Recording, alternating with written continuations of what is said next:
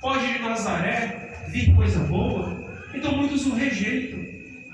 Muitos acham que é uma blasfêmia.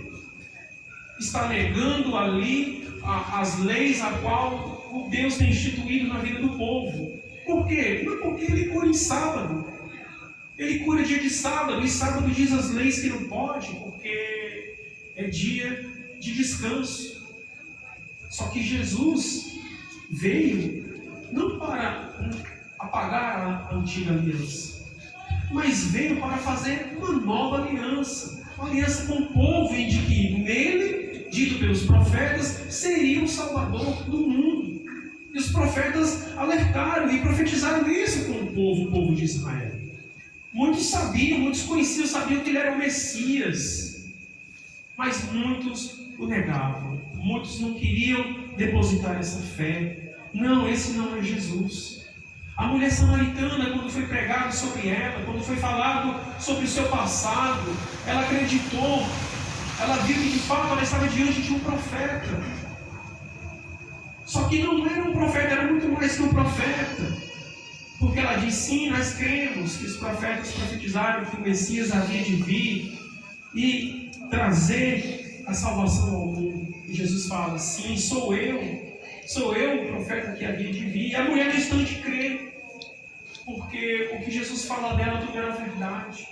Então nesse momento a pessoa da mulher samaritana, que não era aceita pelos judeus, esperava-se que os judeus aceitassem, recebessem o Evangelho, e não uma pessoa estrangeira. E a pessoa estrangeira acreditou, recebeu. A cidade, muitas pessoas foram salvas por causa da verdade e da crença, do crer na palavra do Senhor e de fato de quem era Jesus. Mas Jesus tinha essa grande missão de vir buscar e salvar o perdido, porque muitos estavam perdidos. E muitos na vida de Jesus, na vida missionária de Jesus e após Jesus, infelizmente, continuaram perdidos. Porque não acreditaram que de fato Jesus era Filho de Deus. Que de fato era o Messias que estava por vir, dito pelos profetas, que era para os salvar. E foi tão grande a hipocrisia do povo de Israel, que foi levado Jesus à cruz por causa dos seus pecados, por causa de não crer na missão do Filho, na palavra a qual eles tinham acesso. Eles liam o profeta Isaías, a qual fala assim da vida vindoura do Filho do homem, do Filho de Deus, que era Jesus, como que seria. Então ensinados eles eram, e por que não obedeciam? Por que de fato eles não depositavam toda a sua fé ali agora em Jesus? Porque Jesus fazia muitas obras, muitos milagres. E muitos haviam ainda perdido. Muitos achavam que ele seria um rei. Agora é o Salvador, nosso rei, que vamos levantar agora como rei, que vai ser rei maior do que Roma, e não vamos mais ser oprimidos dos impostos que nós temos que pagar. Queriam levantar Jesus como rei. Tiveram esse entendimento, não tiveram o entendimento que ele era o Messias, o Salvador do mundo. Mas achavam que ele era agora o rei, o Salvador dos impostos, das opressões a qual eles viviam de Roma, e não do Filho de Deus, Salvador, mas da parte espiritual. Então o Filho do Homem não veio buscar e salvar o perdido, porque há muitos que precisam compreender desse amor de Jesus. Há muitos que ignoram essas verdades bíblicas, que Jesus é o Filho de Deus. E que se nós não nos alimentarmos, não nos enchermos de Deus, nós não vamos estar do seu lado.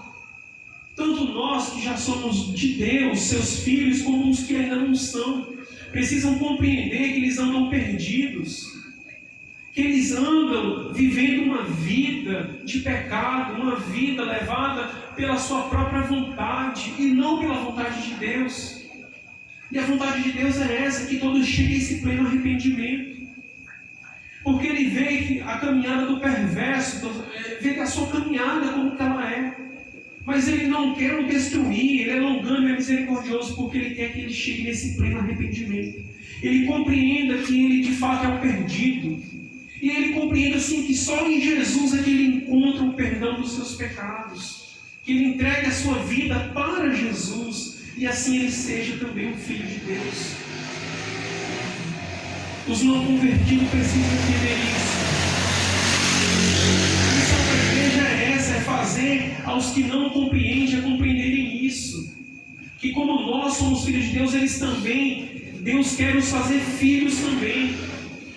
Quer mostrar para Ele o que Ele tem de bom e de melhor para nos dar nessa vida. E não aquilo que nós buscamos pelo nosso próprio interesse. Nós vivemos, irmãos, o meio espiritual, em meio a um mundo que jaz no maligno pelas suas obras, pelo tamanho das suas perversidades, por onde estavam os seus corações, as suas obras. E a vontade é que todos compreendam que Jesus é o que veio buscar e veio salvar esse perdido. Então muitos precisam compreender de fato quem é Jesus. Jesus precisa estar presente nas casas de todos. De todos aqueles que ainda não o conhecem, precisam compreender: olha, você também pode ser filho de Deus. Deus o fez porque Deus tem um projeto para você. Deus tem um plano para a sua vida. Deus quer dar mais para você. Deus não quer só que você apenas cumpra um lugar na sua cadeira, no culto, mas que você de fato chegue e participe desse banquete celestial. E seja seu filho, e Deus reine em sua vida, e você dê frutos a Deus por meio da pregação da sua palavra, e fazendo a mais pessoas entenderem que só em Jesus é que nós temos a redenção dos nossos pecados. Fora de Jesus não há vida, não há outro lugar, outro ser que nós conseguimos salvação, só em Jesus. Jesus é o mediador entre nós, homens perdidos, e Deus Pai Todo-Poderoso. Então deve ser dado todo o crédito a Jesus Cristo, porque de fato Ele é o Filho de Deus. A palavra dele diz que sem Ele é impossível agradar a Deus, sem fé. E a fé é essa, de que acreditemos que Jesus é o Filho de Deus. Se nós não acreditarmos que Jesus é o Filho de Deus, nós não temos fé. E essa fé não agrada a Deus, desagrada a Deus. E sem fé é impossível agradar. E qual é a vontade do Senhor? É que Jesus possa entrar nas nossas vidas. E assim nós possamos entender e compreender que somos pecadores. Que precisamos nos transformar, ter uma mudança de vida. Jesus disse em João 11, versículo 25: eu sou a ressurreição e a vida. Quem crê em mim, ainda que esteja morto, viverá. Viverá. E como que essa pessoa vai crer se não der o verdadeiro crédito à palavra de Deus? Porque isso está escrito na palavra de Deus. Se você não crê na palavra de Deus, você não vai crer nessa verdade bíblica, nesse versículo, que Jesus é a ressurreição e a vida. Então nele há vida, nele há ressurreição. Estávamos destinados para uma morte, a morte eterna. Mas em Jesus agora nós temos vida, e vida em abundância. Porque o inimigo, irmãos, ele veio a esse mundo apenas para destruir o projeto de Deus. Tudo que Deus disse, ele veio para dizer o contrário. Porque não é da sua vontade que o povo chegue nesse pleno entendimento e compreenda que de fato Deus tem todo o poder para nos dar vida e vida em abundância. João capítulo 10, versículo 10 diz: o ladrão vem para roubar e matar e destruir. Eu vim para que tenham vida e a tenham em abundância. Palavra de Jesus. Os perdidos precisam ouvir isso e compreender e da veracidade dessas palavras e dar crédito a essas palavras. Porque o inimigo, ele já está fazendo a parte dele. Ele já está roubando, ele já está matando, ele já está destruindo, ele já está desviando, ele já está fazendo-se presente nas famílias, nos corações, nas cabeças das pessoas. nas suas obras destrutivas, em tudo que separa-se de Deus, ninguém já vai fazer a sua parte. Mas Deus, com o seu plano maravilhoso de salvação eterna, diz que mandou o seu Filho para que nós tenhamos vida. E não somente vida, mas tenhamos em abundância, tenhamos em grande número. É da vontade do Senhor que nossa vida ela frutifique, ela seja repleta de coisas boas, porque é essa a vontade de Deus, e é esse os frutos que nós recebemos quando nós fazemos parte do povo de Deus. Se as coisas que o inimigo nos assedia, se de hora podemos achar boas, muito melhor serão as que o Pai, nosso Deus, tem a nos oferecer. É muito melhor. A começar, Ele tem uma vida eterna prometida a nos dar. Quem acha que essa vida só veio para viver, nascer, crescer e nessa terra morrer e assim acabou sua história, está enganado.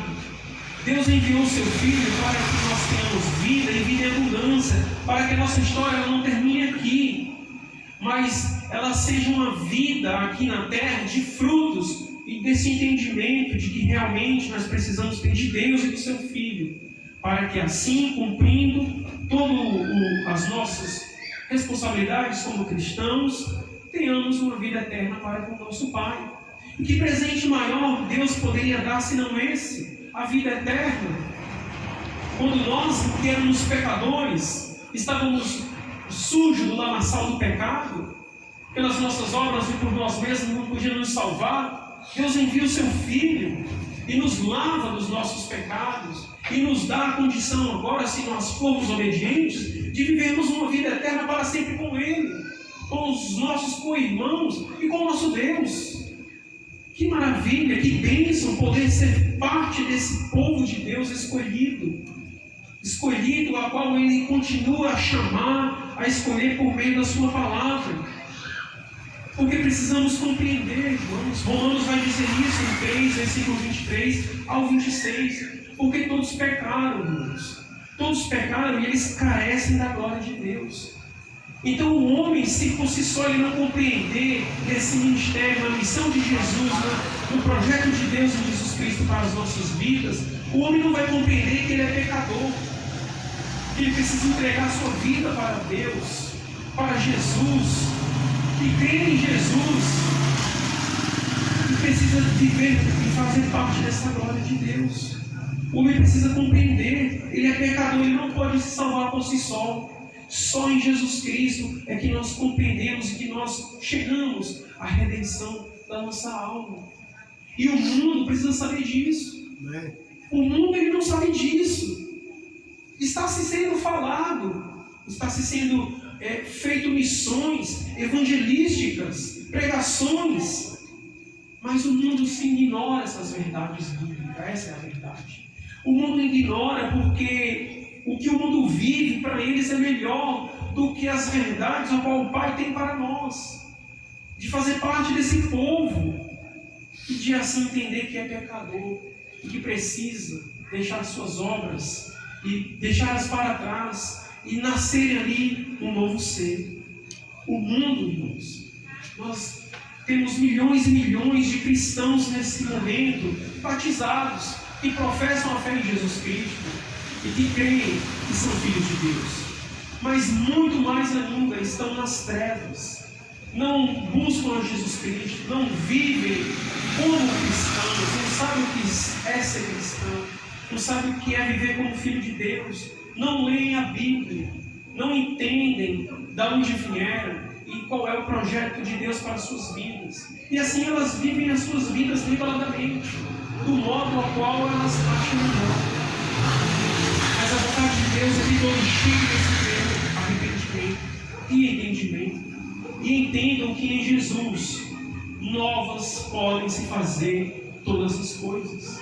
O mundo precisa entender isso. Sem Jesus, irmãos, não há vida. Se aquele que se diz que ama a Deus, que é um filho de Deus, mas não tem entregado ainda a sua vida a Jesus, não tem ainda se arrependido dos seus pecados, e descido as águas, e então vivendo e ministrando e guardando todos os dias aqui a vontade do Senhor, infelizmente ela não tem essa relação com os filhos de Deus, porque ela precisa compreender isso. O arrependimento, irmãos, ele é por completo, ele não é pela metade. Você precisa compreender que você é um pecador, que com esses seus pecados você não tem como você ser herdeiro dessa vida eterna, e você precisa se arrepender. Você precisa confessar os seus pecados. Você precisa crer em Jesus Cristo, que Ele é o único que pode te dar vida. E em Jesus Cristo você precisa, então, vivendo agora como um convertido, se arrependendo, batizando, precisa seguir. E a sua vida não para aí, porque agora você precisa continuar multiplicando, levando a palavra do Senhor, para que mais pessoas cheguem a esse pleno arrependimento. E como assim você é uma obra, como eu sou um resgate do Senhor, aqueles que ainda andam ainda na perversidade, precisam conhecer a Jesus, precisam entender quem é Jesus, precisam entender o que é ser filho de Deus, precisam entender como que eles vieram parar nesse mundo, porque quando Jesus voltar não vai haver mais chance de arrependimento.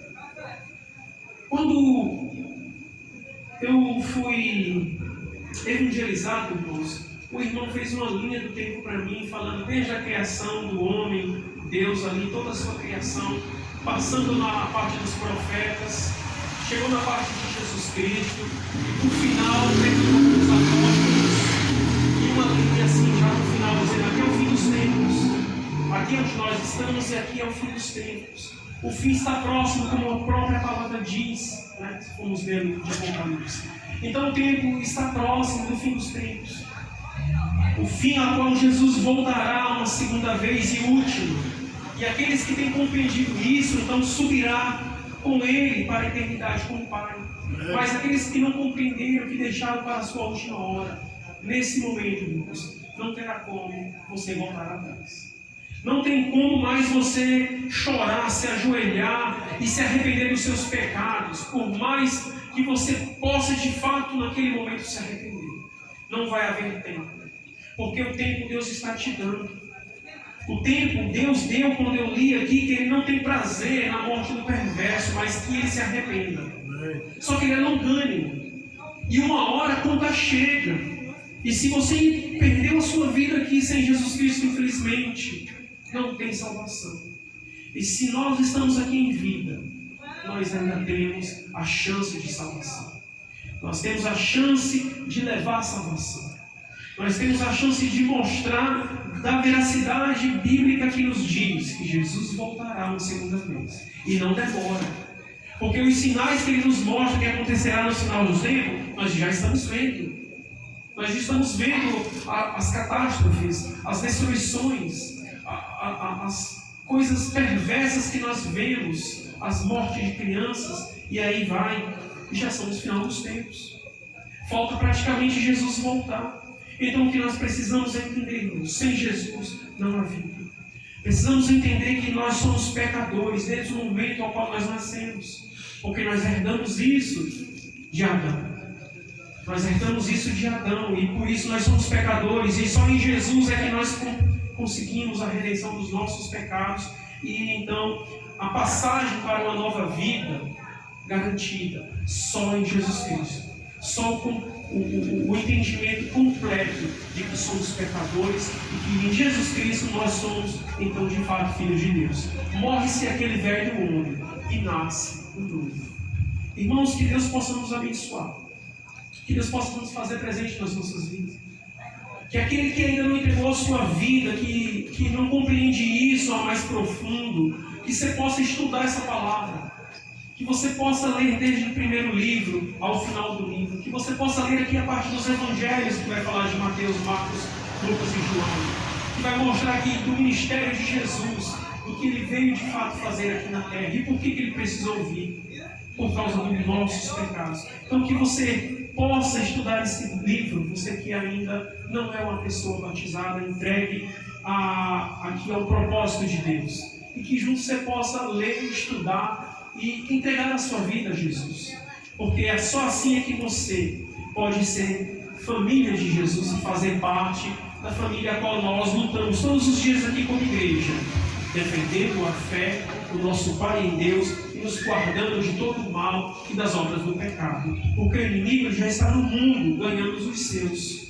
E nós estamos aqui lutando todos os dias contra essas obras malignas, para que possamos vencer e no dia de Jesus Cristo, na sua volta, todos possam ter perseverado e ganhar a sua coroa para a vida eterna. Amém? Deus nos abençoe, irmãos, e nos cubra de graça e do amor. Amém? Amém. Glória a Deus.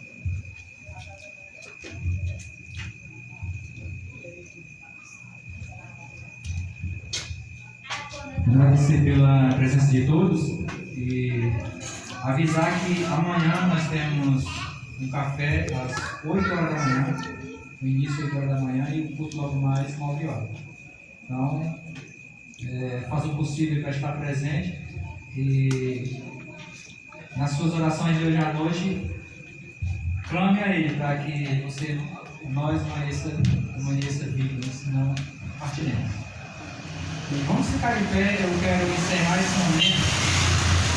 Depois eu vou orar, mas eu quero encerrar com um canto.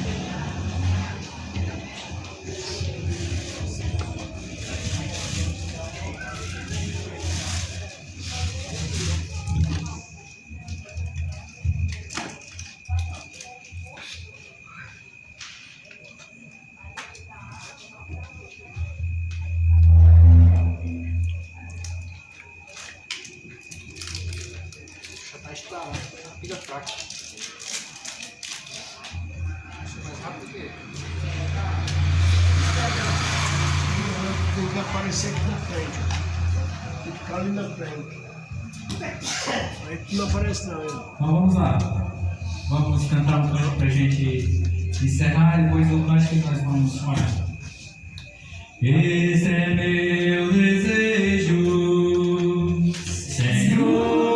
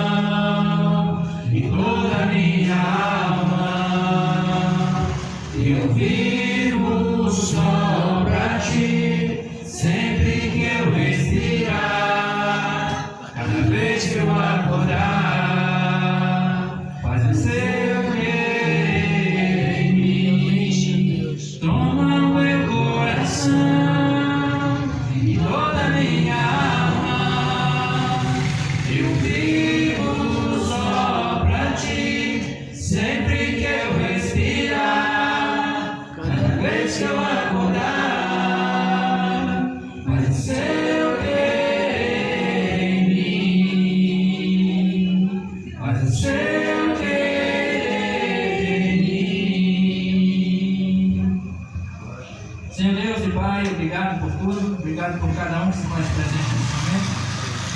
Obrigado pela vida do irmão, por essa mensagem. Obrigado, meu Deus, por essa localidade, por essa comunidade que a tua igreja se reúne. Obrigado por cada vizinho, meu Deus, que tenha ouvido essa mensagem. Obrigado pela oportunidade que o Senhor nos deu de estarmos aqui e que possamos, cada dia da nossa vida, reconhecer que nós necessitamos do Senhor e a cada dia reconhecer que nós não somos nada sem o Senhor. Em nome de Jesus, eu quero te agradecer por tudo, por todas as coisas que hoje aconteceram em nossas vidas, por todas as oportunidades que o Senhor nos deu para crescermos mais e mais. Em nome de Jesus, eu te oro e agradeço. Amém. Amém.